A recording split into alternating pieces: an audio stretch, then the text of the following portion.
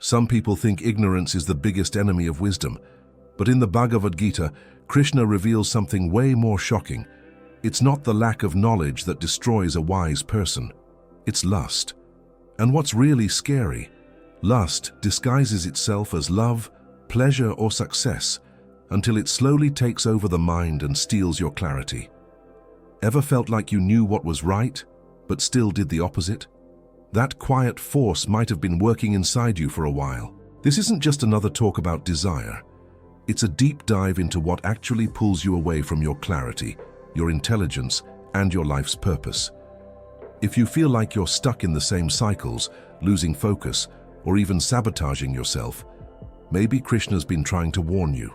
The real question is, will you keep feeding that fire inside, or will you learn to control it before it burns you down? Most people believe sin comes from bad choices here and there, but in Bhagavad Gita 3:37, Krishna points to something deeper: lust. It's not just any desire, it's an endless hunger born from passion. Even the wisest can fall because lust doesn't show up looking like danger. It comes dressed as pleasure, affection, or success. But behind every uncontrollable impulse, there's a tiny fire waiting to turn into chaos. Picture someone with a stable life, a clear mind, and solid relationships. It only takes one out-of-control craving to flip everything upside down. It's like a small leak in a ship, harmless at first until the whole thing sinks. Lust is that emotional leak. And the scariest part? It often feeds off the most beautiful parts of us: love, intimacy, connection. It twists those into a hunt for instant gratification.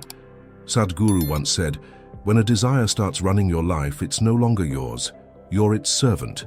That's why Krishna doesn't hold back. Lust isn't just a weakness, it's wisdom's #1 enemy. Because where lust lives, clarity dies. The trick is to recognize this enemy while it's still small, and that leads us to a deeper understanding of how divine love can get corrupted when it sinks into material craving. In the soul's purest state, love flows straight toward the divine like a river racing to the sea. But once the soul touches the material world, things shift. Devotion turns into desire. The longing for the eternal gets hijacked by the hunger for short-term highs. It's like trading spring water for soda. It's sweet at first, but it slowly poisons you. Lust is that distortion, love that's lost its way. If you've ever fallen in love and watched it turn into jealousy, control, or possessiveness, you get what Krishna's talking about. What started as something sacred becomes toxic attachment. And this change doesn't show up with fireworks. It sneaks in quietly, inside your mind. It's not about rejecting love, it's about purifying it. Reading the Bhagavad Gita or Rumi can help your soul remember what love really is, something that frees, not something that traps. The shift from divine love to lust is subtle, but dangerous, because people start chasing outside what they were only meant to find within. Trapped in that illusion, they sink deeper into the material world. What was once sacred turns shallow. What felt eternal fades fast. And then the fire of desire kicks in, the one that never dies out. According to Krishna, lust is a fire that's never satisfied. The more you feed it, the hungrier it gets. What feels like a little craving today becomes a full-blown demand tomorrow. Your mind turns into an endless wish list. Just one more, just this last time, just a little more. But that just a little more never ends. It's a trap that turns freedom into chains.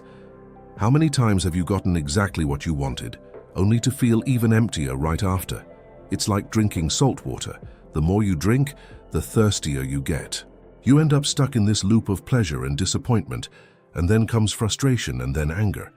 That quiet rage starts to show up in your relationships, your work, even your health, and all because of a desire that seemed harmless at first. That's why Krishna calls lust an out-of-control fire. It ignores boundaries, it's never satisfied. And the worst part? It pretends to be happiness. But every time you chase pleasure just for yourself, that fire grows. And eventually it burns away even the wisdom you once had.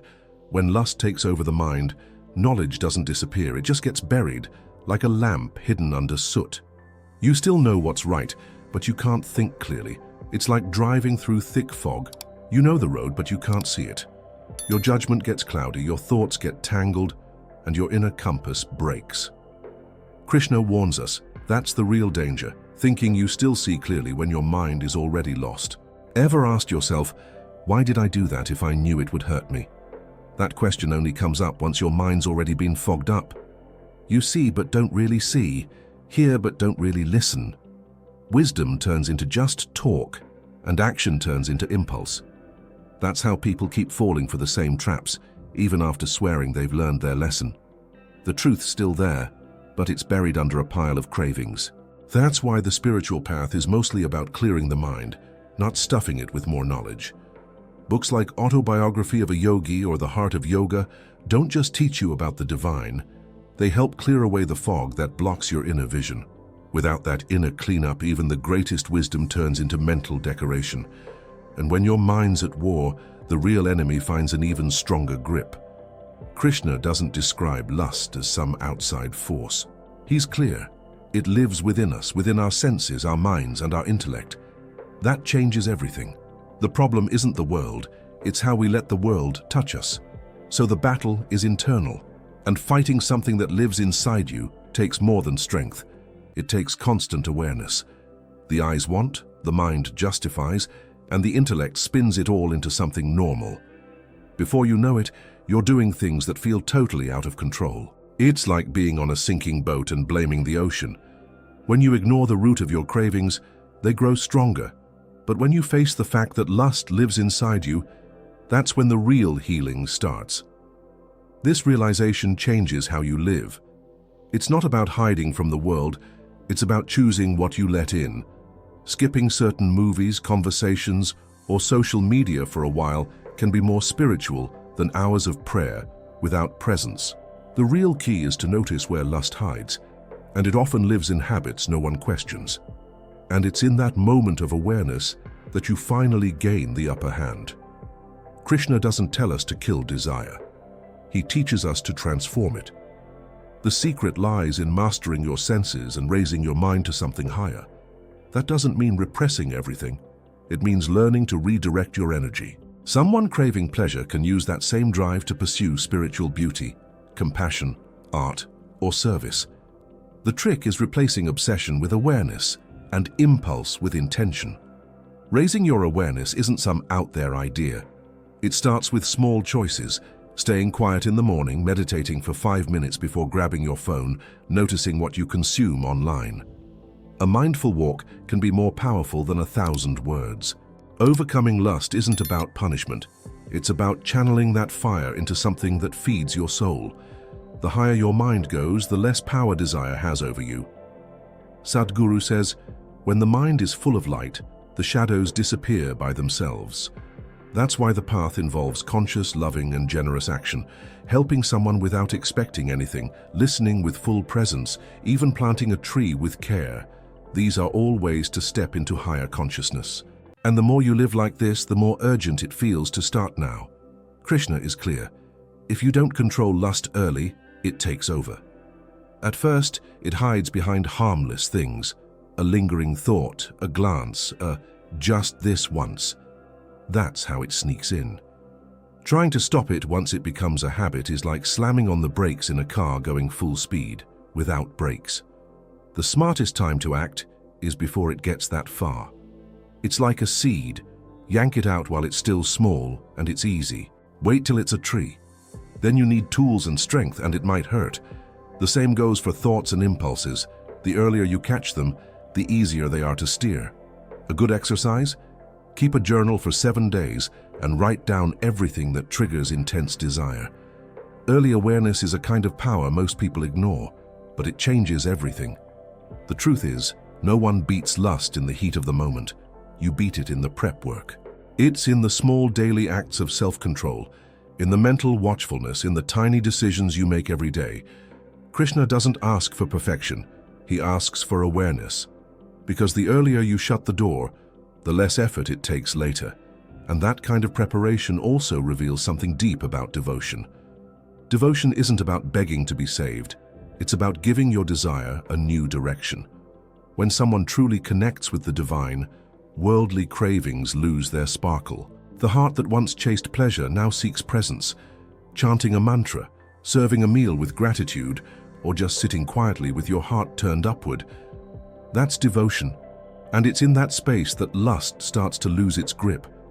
Krishna teaches that where there's surrender, there's transformation, and surrender doesn't need to be loud. It can be soft, quiet, consistent. Swapping 5 minutes of scrolling for 5 minutes of reading the Gita is an act of devotion. Visiting a temple, listening to a bhajan, or even just watching the sky with wonder. Small actions, done with higher purpose, spark big changes on the inside. And slowly, your desires start to follow that same path. Devotion cleans your inner space, and the cleaner it gets, the less room there is for wild cravings. The energy that used to feed your fantasies and outer searches now fuels your own awareness. That doesn't mean becoming a monk, it means living with clarity. Because when desire bows to the sacred, it doesn't die, it transforms. And maybe that's what Krishna's wisdom is really all about. Now that you understand what Krishna truly meant about lust, what are you going to do with this wisdom? Will you keep letting your cravings run the show or start training your mind before it's too late? The choice is yours, but time doesn't wait. If this video brought you clarity, hit subscribe, turn on notifications, and keep learning from the wisdom of the Bhagavad Gita. Your awakening could start right now.